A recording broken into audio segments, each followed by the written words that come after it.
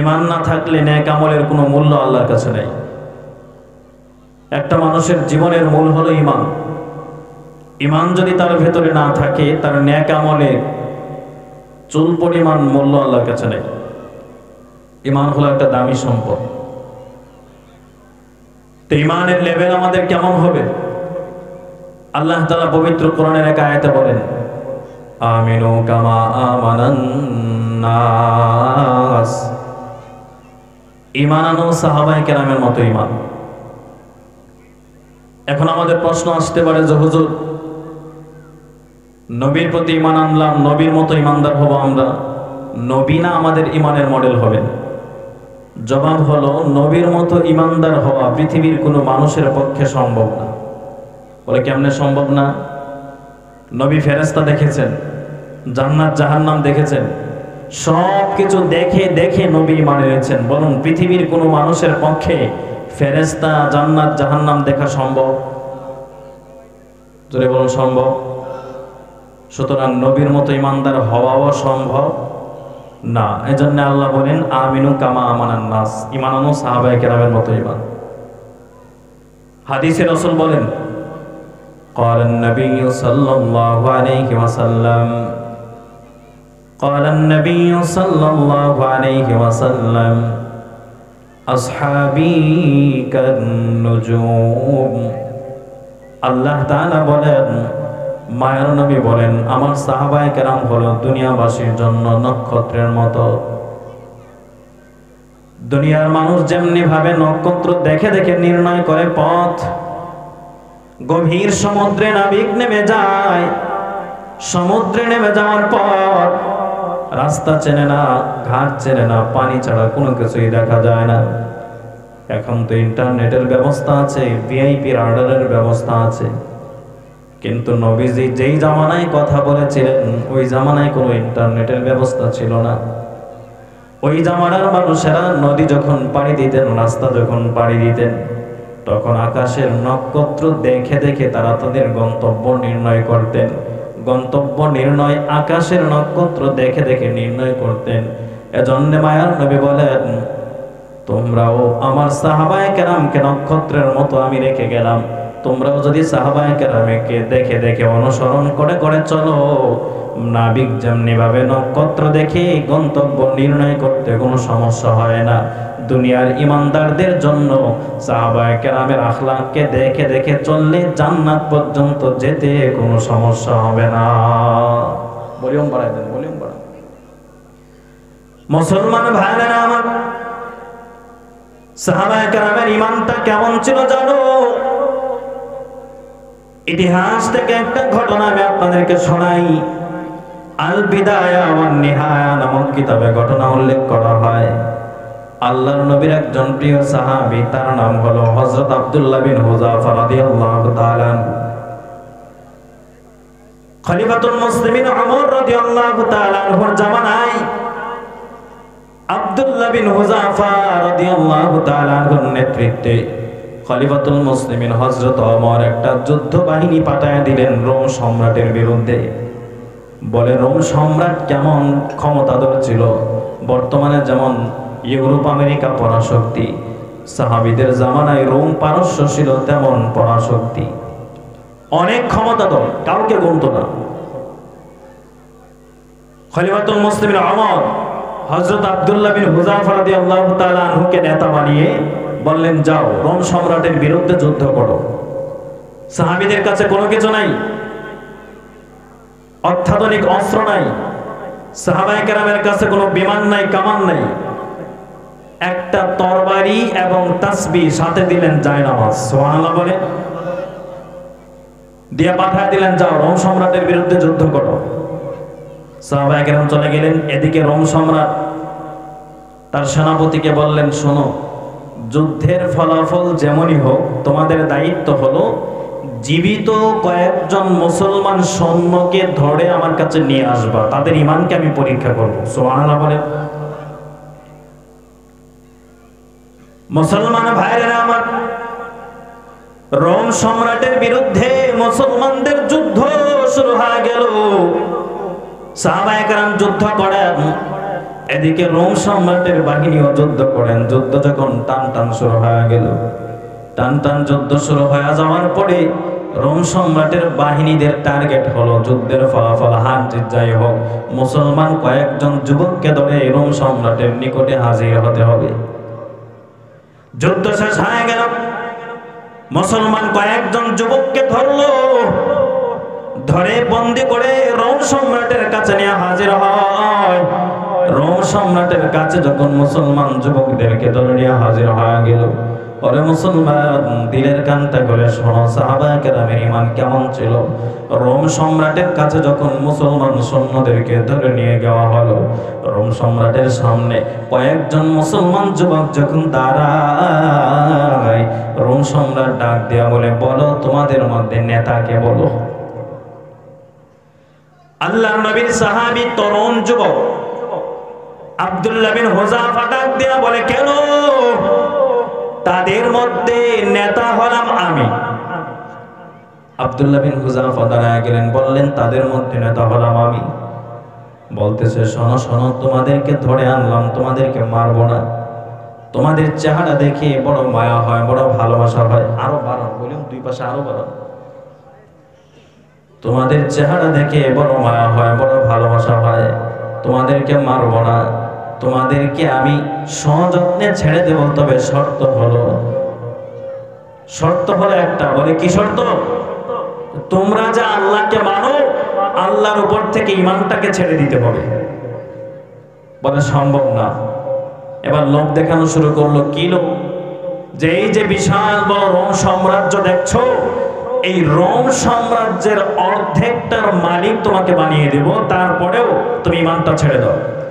আব্দুল্লাহ বিন Hudhafa বলেন, এই Rome সম্রাট কেন, এই মুহূর্তে তামাম দুনিয়ার মালিক যদি আমাকে বানিয়ে দেওয়া হয়, এরপরেও আল্লাহর উপরে এক সেকেন্ডের জন্য ঈমান ছাড়া সম্ভব না। আল্লাহু আকবার।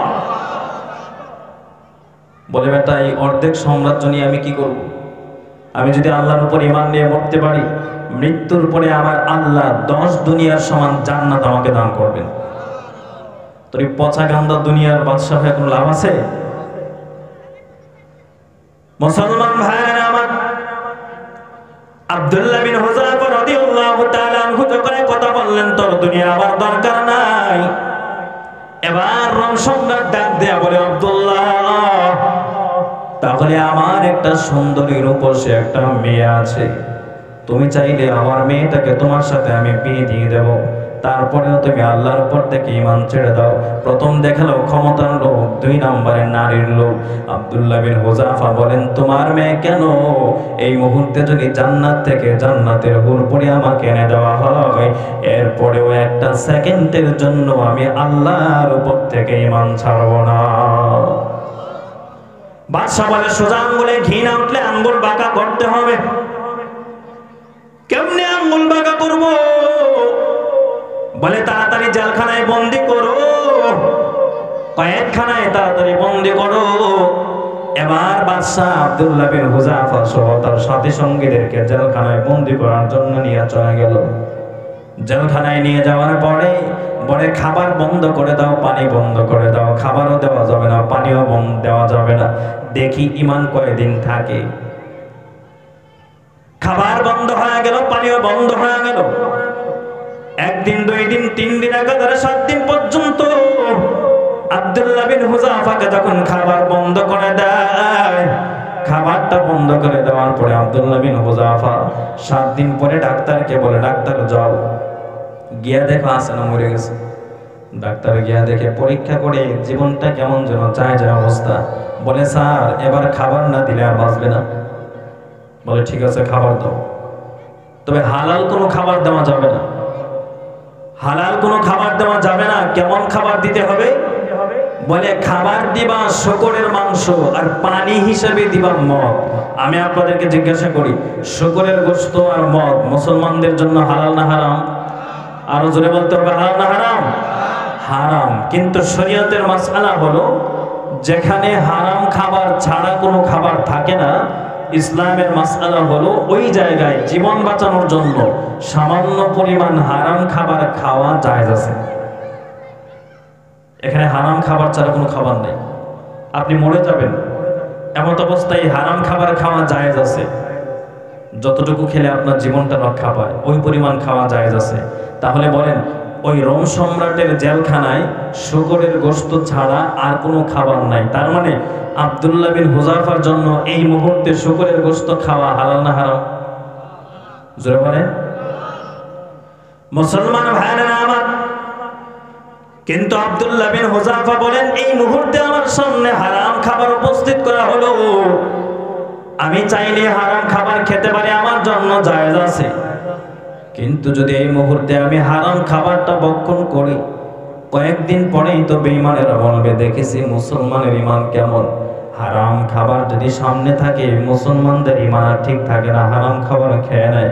আব্দুল্লাহ বিন হুযাফা বলেন, এই মুহূর্তে আমি মরে যাব, তারপরে আমি হারাম খাবার খেতে পারবো না। মুসলমান ভাইরা আমার, যেই মাত্র তার সামনে হারাম খাবার দেওয়া হয়, হারাম খাবারটা তার সামনে প্রদর্শন করার পরে আব্দুল্লাহ বিন হুযাফা দাঁড়াইতে পারে না, কথা বলতে পারে না, শরীরে কোনো শক্তি নাই। হারাম খাবারটা দেওয়ার সাথে সাথে বেঈমানদের ওই শুকরের গোশতকে লাথি মেরে সামন থেকে ফেলে দেয়। এবার জেলখানার প্রহরীরা বলে, কি ব্যাপার, কি ব্যাপার? মনে করেছিলাম কথা বলতে পারে না, দাঁড়াইতে পারে না, শক্তি মনে হয় দুর্বল হয়ে গেছে, কিন্তু এখন তো দেখতেছি আগের থেকেও শক্তি আরো বেড়ে গেছে। বেঈমানেরা বুঝে না, বুঝে না, তারা মনে করে মুসলমানদেরকে আঘাত করলে, নির্যাতন করলে মনে হয় শরীর দুর্বল হয়ে যায়। মুসলমানদের শরীর দুর্বল হতে পারে, কিন্তু ইমানদারকে যত পরিমাণে আঘাত করা হয়, ইমানের পাওয়ার কমে না, আরো বাড়ে। সুবহানাল্লাহ। এজন্যই তো দেখেছেন উলামায়ে কেরামকে জেলখানায় বন্দী করে কত নির্যাতন।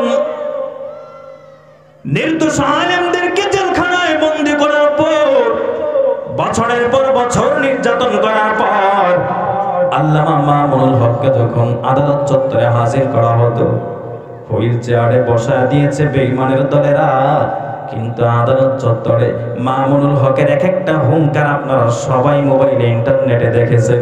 তারা মনে করেছে তাকে হুইল চেয়ারে বসায় দিলেই মনে হয় তার জবানটা বন্ধ হয়ে যাবে। বেঈমানেরা বুঝে না, ইমানদারকে হুইল চেয়ারে বসাইতে পারে, পঙ্গু করতে পারে।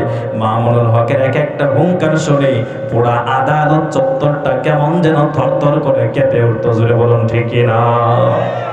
वहदत की हिफाजत नहीं बेक़ुव्वत बाज़ू, वहदत की हिफाजत नहीं बेक़ुव्वत बाज़ू, आती नहीं कुछ काम यहाँ अक़्ल खुदादा, आती नहीं कुछ काम यहाँ अक़्ल खुदादा, ये सच ही कि बातिल की तरफदार नहीं हम, ये सच ही कि बातिल की तरफदार नहीं हम, गद्दार न समझो हमें गद्दार नहीं हम, गद्दार न समझो हमें गद्दार नहीं हम। তা আব্দুল্লাহ বিন হুযাফা যখন সামন থেকে তাদের হারাম খাবারকে লাথি মেরে ফেলে দিল, গোয়েন্দারা বাদশাকে গিয়া বলে, ও বাদশাহ, মনে করেছিলাম জীবন শেষ, এখন তো দেখি তেজ আরো বেড়ে গেছে। সুবহানাল্লাহ বলেন। তাড়াতাড়ি ধরে নিয়ে আয়। আব্দুল্লাহ বিন হুযাফা সহ তার সাথী সঙ্গীদেরকে ধরে হাজির করলো, বলে আগুন জ্বালাও। বিশাল বড় অগ্নিকুণ্ড জ্বালানো হলো। কানে কানে বলে, আব্দুল্লাহ, ঈমান ছাড়ো, না হয় এই যে আগুন দেখতেছো ফুটন্ত তেল, ফেলে দেব। মুসলমান ভাইরা আমার, আব্দুল্লাহ বিন হুযাফা দেয়া বলে, ওরে বেঈমান শোনো, এই ফুটন্ত তেলের ভয় মুসলমানকে দেখায় কোনো লাভ নেই, আমাকে দেখায় কোনো লাভ নাই। তোমার ফুটন্ত তেল কেন, এর থেকে আরো বিশাল তেল যদি আমার সামনে আনা হয়, একটা সেকেন্ডের জন্য আমি ঈমান ছাড়তে পারবো না। জোরে বলুন সুবহানাল্লাহ। এই কথাটা বলার পরে, চোর কখনো ধর্মের কাহিনী শোনে না, এই কথাটা বলার পর আব্দুল্লাহ বিন হুযাফা একজন সাথীকে ধরে ফুটন্ত আগুনের মধ্যে বেঈমানের দলেরা ফেলে দেয়। যেই মাত্র ফুটন্ত আগুনে ফেলে দেয়, আগুনের মধ্যে ছটফট করে আল্লাহর বান্দা দুনিয়া থেকে বিদায় হয়ে চলে গেল। পরক্ষণে আরেকজনকে ফেলায় দিল। এইভাবে কয়েকজনকে আগুনে ফেলার পর আব্দুল্লাহ বিন হুযাফা দুইটা চোখের পানি ফেলে ফেলে কান্নার আওয়াজ। বাদশা মনে মনে ভাবতেছে, মনে হয় আব্দুল্লাহ ভয় পেয়েছে। কানে কানে গিয়া বলে, আব্দুল্লাহ রে, বুঝে ফেলেছি তুমি ভয় পেয়েছো, কান্নার দরকার নেই। আমাকে বলো, ইমানটা ছেড়ে দাও, তোমারে বাঁচায় দেব, আগুনে ফেলবো না। যেই মাত্র আব্দুল্লাহ বিন হুযাফাকে কথাটা বললো, সাথে সাথে হাতটাকে কষায়া রোম সম্রাট রোমের কুত্তার গালের মধ্যে একটা টপে আঘাত লাগায়া দিল। মুসলমান ভাইরা আমার, যখন রোম সম্রাটের গালের মধ্যে আব্দুল্লাহ বিন হুযাফা আঘাত লাগায়া দিলেন, জনসম্মুখে অপমান করলো। বেঈমানেরা বুঝে না, তারা মনে করে উলামায়ে কেরাম, মুসলমানেরা ইমানদাররা মনে হয় জেল জুলুমকে ভয় পায়। একটা কথা ভালো করে মনে রাখবেন, আল্লাহর কসম, এই দুনিয়াতে এসেছি, বাঁচবো কতদিন? বীরের মতো যতদিন বাঁচি বাঁচবো। তোমরা যদি মুসলমানদের বিরুদ্ধে হাতকে নাড়ায়া চালায়া তোমরা যাবে জাহান্নামে। আর আমরা হক কথা বলে যদি দুনিয়া থেকে বিদায় হতে পারি, মরণ হতে দেরি হবে, জান্নাত আমাদের জন্য রেডি হতে দেরি হবে না। জোরে বলুন ঠিক কিনা?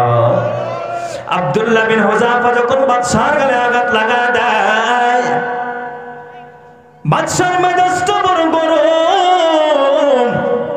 ডাক দেয়া বলে, আব্দুল্লাহ, ইমান ছাড়ো। বলে, না, ইমান ছাড়া যাবে না। তাহলে তুমি কেন কাঁদো? কেন কাঁদো বলো? আব্দুল্লাহ বিন হুযাফা ডাক দেয়া বলে, ওরে বেঈমান, তুমি মনে করেছো আমি তোমার আগুন দেখে দেখে কান্না করি? আমি তোমার আগুন দেখে কান্না করি না। আমি আমার আল্লাহকে বলি, আল্লাহ, দুনিয়াতে তুমি আমাকে পাঠিয়েছো, ইমানদার বানিয়েছো, দুনিয়ার জমিনে আমাকে পাঠায়া দিলা, আমাকে মাত্র একটা জীবন দিলা, একটা জীবন দিয়ে আমি তোমাকে কেমন ভাবে বোঝায়া দেব আমি আব্দুল্লাহ তোমার দ্বীনকে কি পরিমাণ ভালোবাসি, আমি তুমি আল্লাহকে কি পরিমাণ ভালোবাসি। জোরে বলুন সুবহানাল্লাহ। বলে, আল্লাহ আমাকে ইমানদার বানিয়েছো, জীবন দিয়েছো মাত্র একটা, এই একটা জীবন দিয়ে আমি তোমাকে কেমনে বোঝাবো যে আমি তোমাকে কেমন ভালোবাসি, কি পরিমাণ ভালোবাসি। তুমি যদি আমাকে এই মুহূর্তে 1000 জীবন দিতা, 1000 জীবন এই বেঈমানের আগুনে সঁপে দিয়ে আমি দেখায় দিতাম আমি তোমাকে এবং তোমার দ্বীনকে কি পরিমাণ ভালোবাসি। আল্লাহু আকবার। এটা হলো ঈমান। এজন্য ঈমান যদি পরিশুদ্ধ থাকে, ঈমান যদি ঠিক থাকে, 2 নাম্বার হলো নেক আমল। নেক আমল যদি করতে পারি, আল্লাহ তাআলা বলেন দুনিয়াতে তোমাদেরকে পবিত্র জীবন দান করা হবে। বলে, পবিত্র জীবন কেমন? পবিত্র জীবন বলা হয় আমি দুনিয়াতে তোমাদেরকে এমন জীবন দান করব যেই জীবনকে আমি আল্লাহ বরকত দ্বারা ভরপুর করে দিব। জোরে বলুন সুবহানাল্লাহ। বরকতি জীবন তোমাকে দান করব। এজন্য বরকতি জীবন আমরা সবাই চাই কি চাই না? কারা কারা বরকতি জীবন চায় হাতটা একটু দেখায় দেন। লিল্লাহি তাকবীর। আর জোরে লিল্লাহি তাকবীর। হাত নামান। মুসলমান ভাইরা আমার, বরকতি জীবন আমার আল্লাহ নেক আমলের বিনিময়ে, ঈমান পরিশুদ্ধ করার বিনিময়ে দান করবেন।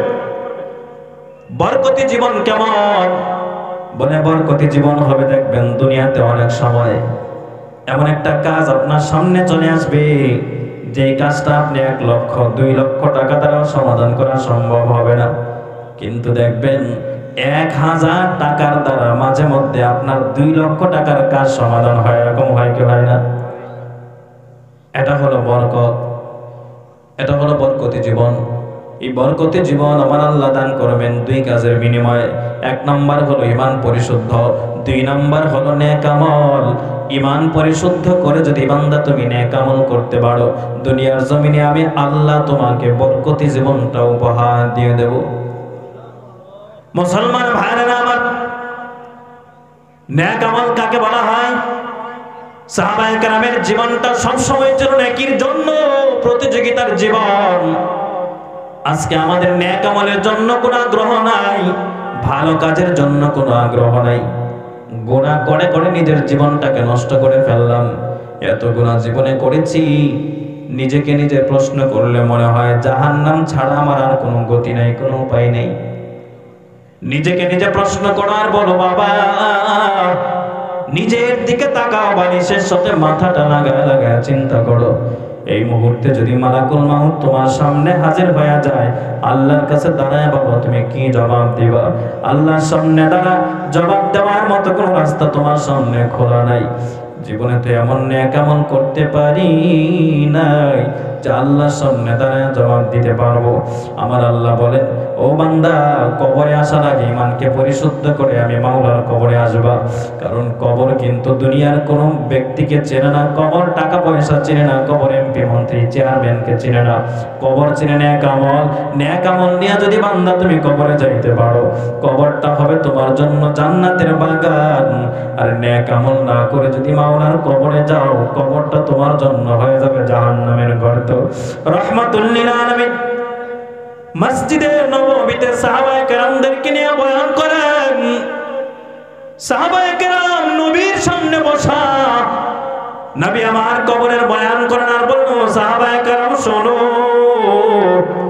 মাওলার কবরটা এত ভয়ঙ্কর কবর, আল কবরু রাউযাতুম মির রিয়াজিল জান্নাহ ওয়া হুফরাতুম মিন হুফারিন নার। কবরে যদি বান্দা তুমি নেক আমল নিয়ে না যাও, কবরে বাঁচার মতো কোনো রাস্তা খুঁজে তুমি পাইবা না। আর দুনিয়াতে আমার আল্লাহকে সন্তুষ্ট করো। গুনাহ করার মন চেয়েছিল বাবা, গুনাহ জীবনে কম করো নাই।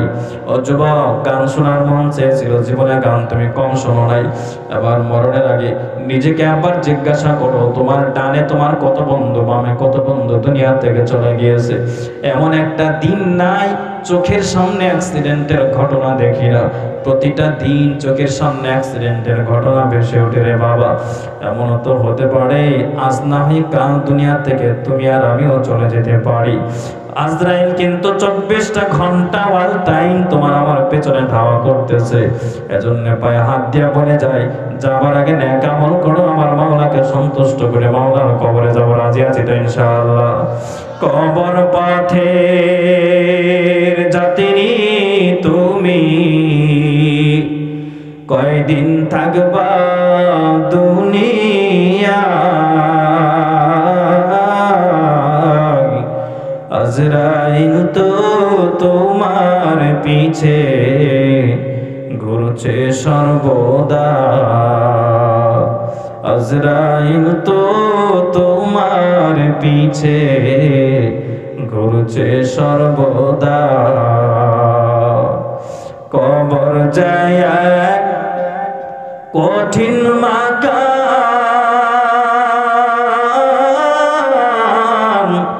পড়বে ধরা পাপী তামাম। কবর যায় কঠিন মাকাম, পড়বে ধরা পাপী তামাম। ছলছাতুরি করার মতো, ছলছাতুরি করার মতো জায়গা সে তো নয়। আজরাইল তো তোমার পিছে ঘুরছে সর্বদা। কবর পথের যাত্রী তুমি, কয়দিন থাকবা দুনিয়ায়?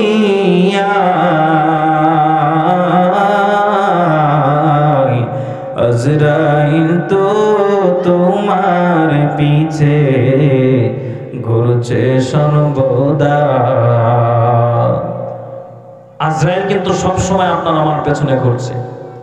পবিত্র কোরআনে আল্লাহ বলেন, যখন মানুষের মৃত্যুর সময় হয়ে যাবে, আল্লাহর পক্ষ থেকে যখন ওয়ার্ডার হয়ে যাবে, মালাকুল মাউত যখন আপনার আমার সামনে হাজির হয়ে যাবে, একটা সেকেন্ডও দেরি করবে।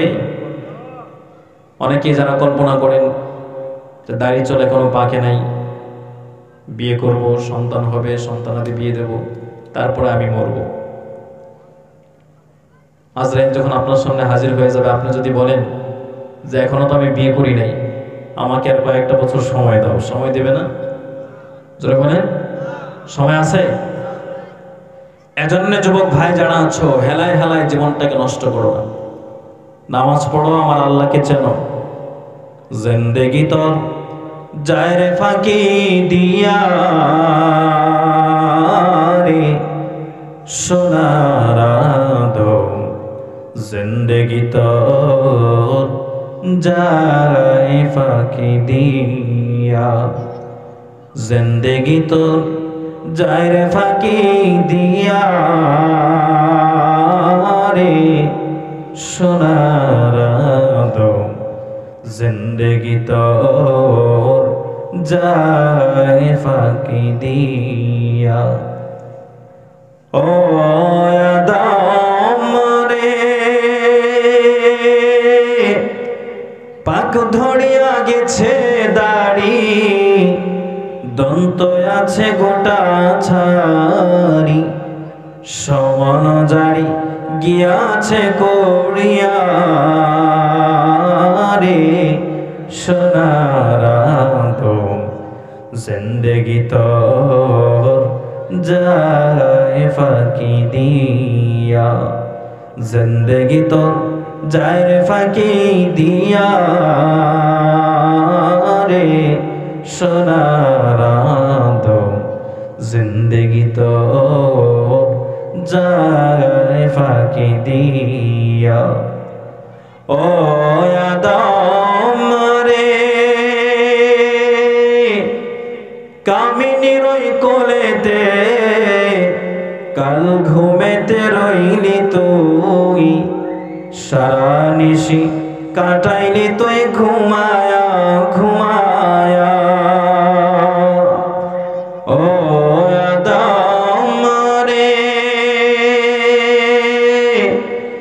কামিনীর ওই কোলেতে কাল ঘুমেতে রইলি তুই, সারা নিশি কাটাইলি তুই ঘুমায়া ঘুমায়া রে সোনার আদম, জিন্দেগি তোর যায় ফাঁকি দিয়া, জিন্দেগি তোর যায় রে ফাঁকি দিয়া রে সোনার আদম, জিন্দেগি তোর যায় ফাঁকি দিয়া। মুসলমান ভাইরা আমার, এজন্য মালাকুল মউত কখন আপনার আমার সামনে এসে হাজির হয়ে যাবে কেউ জানে না, দুনিয়ার কেউ জানে না মালাকুল মউত কখন আমাদের সামনে হাজির হয়ে যাবে। মায়ার নবী বলেন, উম্মতের দল, কবরটা বড় ভয়ঙ্কর একটা জায়গা। রাহমাতুল লিল আলামিন আম্মা জানা আয়েশা সিদ্দিকা রাদিয়াল্লাহু তাআলা আনহা থেকে হাদিস বর্ণনা করা হয়, নবী বলেন, আয়েশা রে, কিয়ামতের ময়দানটা এত ভয়ঙ্কর একটা জায়গা হবে, ওই কিয়ামতের ময়দানে সমস্ত মানুষগুলো উলঙ্গ হয়ে হয়ে আল্লাহর সামনে দাঁড়াবে। আম্মা জানা আয়েশা ডাক দেয়া বলেন, গো পয়গম্বর, সব মানুষগুলো কিয়ামতের ময়দানে উলঙ্গ হয়ে হয়ে দাঁড়াবে, তাদের কি কোনো লজ্জা শরম থাকবে না গো নবী? আমরা তো নবীদের বিবি উম্মাহাতুল মুমিনিন, আমাদের কি কোনো শরম লজ্জা থাকবে না? নবী আমার ডাক দেয়া বলেন, আয়েশা রে, শোনো শোনো, হাসরের ময়দানটা এত ভয়ঙ্কর একটা জায়গা হবে, ওই দিন মানুষের শরম লজ্জা থাকবে তো দূরের কথা, অন্যের দিকে তাকাবে তো দূরের কথা, নিজের পরনে কাপড় আছে কিনা এটা পর্যন্ত মানুষ খবর রাখতে পারবে না। নবী আমার ডাক দিয়া বলে, সূর্যকে আমার আল্লাহ বলবেন, সূর্য তুমি নিচে নেমে যাও। সূর্যটা মানুষের মাথার এক বিঘট উপরে চলে আসবে, সূর্যের প্রখর তাপের কারণে জমিনটা তামা হয়ে যাবে, মাটির জমিন তখন আর থাকবে না, তামার জমিন হয়ে যাবে। একদিকে সূর্যের আলো, অপর দিকে জমিনের তামার তাপ সহ্য করতে পারবে না। পায়ের তালাগুলো কেমন যেন ফেটে যায়, মাথা ফেটে কেমন যেন মগজগুলো টকবক করে গলতে থাকবে। রাহমাতুল লিল আলামিন বলেন, গুনাহগারের ঘামের কারণে হাসরের ময়দানটা পানি দ্বারা ভরপুর হয়ে যাবে। কোন কোন গুনাহগারের হাঁটু পরিমাণ পানি হবে, আবার কোন কোন গুনাহগারের জন্য গলা পরিমাণ পানি হবে। গুনাহগারের দলেরা ওই হাসরের ময়দানে জাহান্নামের ওই ভেতরে পানির উপরে দৌড়াতে থাকবে। নবী আমার ডাক দেয়া বলেন, হাজার হাজার বছর দৌড়ানোর পর গুনাহগারগুলো বলবে, আল্লাহ খিদা লেগেছে, খাবার দাও, খাবার দাও, খাবার বলে বলে চিৎকার করবে। আমার আল্লাহ জাহান্নামীদেরকে এমন একটা খাবার দিবেন, কাঁটাযুক্ত একটা ফল জাহান্নামীদের হাতের মধ্যে ধরায়া দিবে।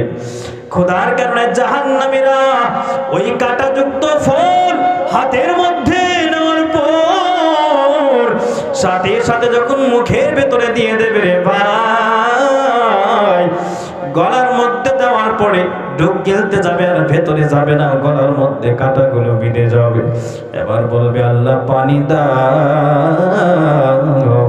এমনকি খাবার দিলা, গলার মধ্যে যে খাবারটা তো আটকে গেল, আল্লাহ খাবার তো আর ভেতরে যায় না, আমার আল্লাহ পানি দেন না। 50,000 বছর জাহান্নামীরা আবার চিৎকার করতে থাকবে। 50 বছর পর্যন্ত চিৎকার করার পর আমার আল্লাহ ফেরেশতাদেরকে বলবেন, ফেরেশতারা যাও, জাহান্নামীদেরকে পানি দাও। স্বচ্ছ পানি তাদেরকে দিবা না, তাদের হাতে জাহান্নামীদের গলিত রক্ত পুঁজ তাদের হাতে তুলে দাও। উত্তপ্ত রক্ত গলিত পুঁজ যখন তাদের হাতের মধ্যে তুলে দেওয়া হবে, তৃষ্ণার কারণে জাহান্নামীরা সহ্য করতে না পেরে উত্তপ্ত গলিত রক্ত পুঁজগুলো ভক্ষণ করে নেবে। গলিত রক্ত পুঁজগুলো ভক্ষণ করার পর মায়ের নবী বলে, পেটের নারী বলেগুলো পায়খানার রাস্তা দিয়ে গলে গলে বের হয়ে যাবে। ও যুবক, এজন্য পায়ে হাত দিয়া বলি, যাওয়ার আগে তোমাদেরকে বলে যাই, দুনিয়াতে কয়দিন বাঁচবা তুমিও জানো না। তোমার চোখের সামনে কত মানুষ দুনিয়া থেকে বিদায় হয়ে চলে গেল। এজন্য কবরে যাওয়ার আগে, মাওলার কবরে যাওয়ার আগে আমার মাওলাকে সন্তুষ্ট করে কবরে যাব, রাজি আছি তো ইনশাআল্লাহ। আল্লাহ আমাদের সবাইকে আল্লাহকে সন্তুষ্ট করে কবরে যাওয়ার তৌফিক দান করুন, সকলে বলুন আমিন।